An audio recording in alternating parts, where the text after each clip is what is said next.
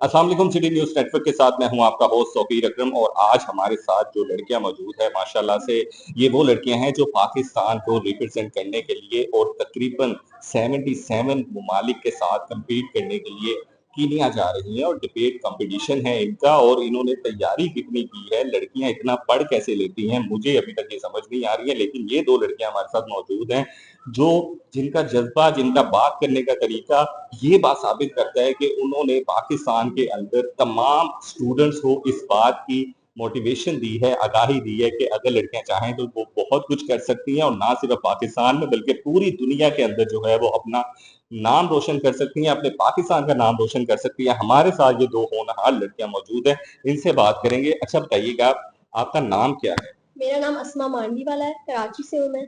अच्छा, असमा कराची से हैं आप। वो लड़कियों के लिए बहुत ज़्यादा टफ़ होता है, दूसरे ममालिक में जाना, वहाँ पे जाके कॉम्पिटिशन और फिर इस तरह से तैयारी करना। कैसा जज़्बा है आपका? क्या खाती रहती थी आप? जज़्बा तो बहुत है, वही खाती हूँ जो सब मर्द खाते हैं। मैं कहना चाहूँगी कि ऐसा कुछ नहीं है जो लड़कियाँ नहीं कर सकती। मुझे लगता है कि जो मतलब लोग कहते हैं कि ये लड़कियाँ नहीं कर सकती या लड़कियों के लिए ज़्यादा मुश्किल है, ये सुन कर ही लड़कियाँ घर में बैठी रहती हैं या वो डीमोटिवेट हो जाती हैं, वो कोशिश नहीं करती। हमें उनसे ये कहना चाहिए कि वो हर चीज़ कर सकती हैं, तो वो कोशिश करेंगी और कोशिश करेंगी तो क्यों नहीं कामयाब होंगी। क्यों नहीं और कामयाब होंगी? बहुत आपकी तरफ मैं दोबारा आता हूँ, आपका नाम क्या है? अस्सलाम वालेकुम, मेरा नाम ज़ोहा शेख है, मैं भी कराची से हूँ। अच्छा शेख साहब मुझे ये बताएँ कि बहुत ज़्यादा एक कॉन्सेप्ट है लड़कियों का जिनका फ़ोकस आजकल टिकटॉक पे बहुत ज़्यादा रहता है या मेकअप कर लिए, रील्स बना ली।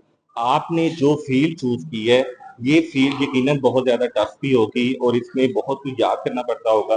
तो आपका शौक कैसे बना इस फ़ील्ड पे आने का? मुझे लगता है कि हर किसी के अपने-अपने शौक होते हैं, जो लड़कियाँ टिकटॉक या मेकअप करती हैं, वो बहुत सक्सेसफुल होती हैं, उनके पास बहुत पैसे होते हैं, मुझसे भी ज़्यादा शायद इंटेलिजेंट हो, अक्लमंद हो, तो किसी को भी किसी चीज़ की नीचाई दिखाना चाहिए और मैं बहुत ही मैं बहुत ग्रेटफुल हूँ कि मैं यहाँ पे अपने दोस्तों के साथ जो हम दोनों लड़कियाँ हैं, जाके बाहर जाके दूसरी कंट्री की लड़कियों से मिल सकती हैं और हमारे पास इतनी दूसरे फील्ड्स हैं, जैसे क्रिकेट में हमारी टीम वुमेन्स टीम कितनी अच्छी है, हमारी फुटबॉल वुमेन्स टीम कितनी अच्छी है, तो मुझे लगता है कि लड़कियाँ जो भी चाहें कर सकती हैं, हम भी वही कर रहे हैं यहाँ पे। यकीनन लड़कियां जो भी चाहें कर सकती हैं।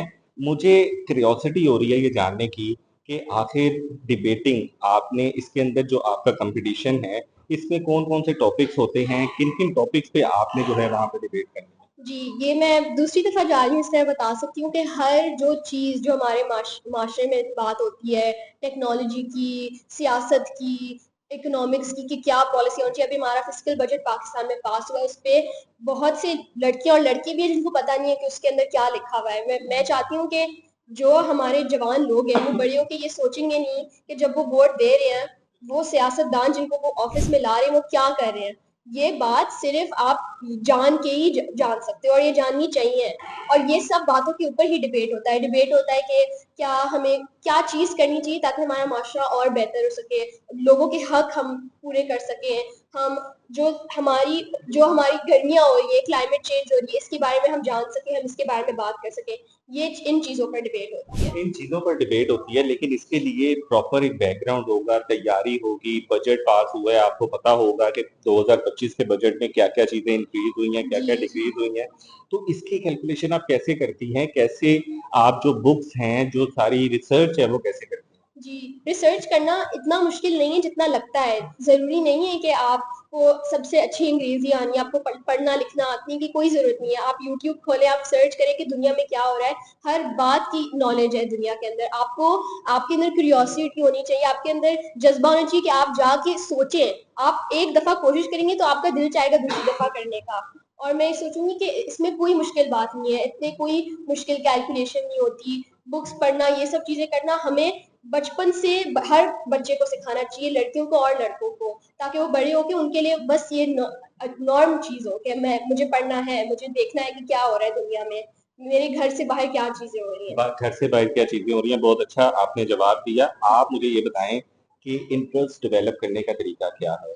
लड़कियों को डिबेट की तरफ लाने का क्योंकि मुझे ऐसा लगता है कि बहुत सारी मेजॉरिटी ऐसी है जिसको ये नहीं पता कि डिबेट होती क्या है। जब आप यूनिवर्सिटी में होते हो, तो वहाँ पे आप सिर्फ़ एक जो उनका क्लब होता है, वहाँ पर आप डिबेट कर लेते हो, उसके बाद बाहर आके खत्म हो जाते हैं। क्यों इसकी अवेयरनेस आजकल की जनरेशन में नहीं है?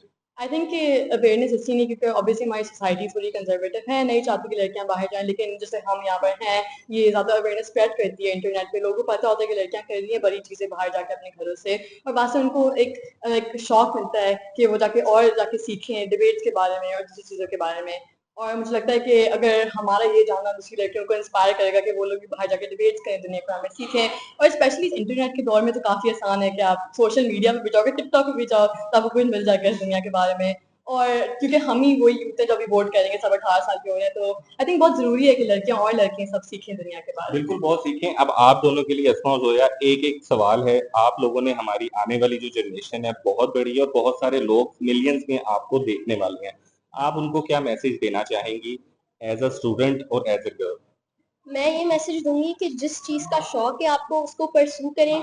कोई आपसे कहे कि आप ये नहीं कर सकती या नहीं करना चाहिए, आपको परमिशन ना दे, आप उनसे लड़ें, आप कोशिश करें कि आप जिस भी तरह जो आपका शौक है, जिस जो चीज में आपका इंटरेस्ट है, चाहे वो टिकटॉक हो, मेकअप हो, पढ़ाई हो, इकोनॉमिक्स हो, सियासत हो, उसमें आपको जाना ही चाहिए, क्योंकि औरतें हमारी दुनिया की आधी इंसान औरतें होती हैं, उनको भी वही सब चीजें करनी चाहिए जो मर्द को करनी चाहिए, और इसमें हमें उनको सपोर्ट करना चाहिए ताकि वो सब एक ही पॉइंट पर पहुंच सके एक साथ। तो आप क्या पैगाम देंगी? मेरे दोस्त ने बहुत सब कुछ अच्छे तरीके से बोल दिया, लेकिन मैं भी ये कहना चाहूंगी कि आप उसी चीज में सबसे बेस्ट होते हो जिसमें आपको मजा आता है करते हुए, कि सबसे ज्यादा शौक होता है।